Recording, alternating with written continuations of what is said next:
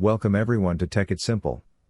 In today's video, we'll show you how you can download and install the Robinhood app on your mobile device.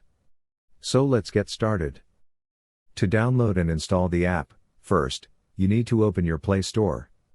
Just open it, and then you can search for the keyword Robinhood in the search bar.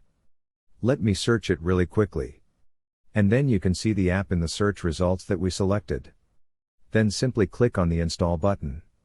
As you can see, the download process is pending.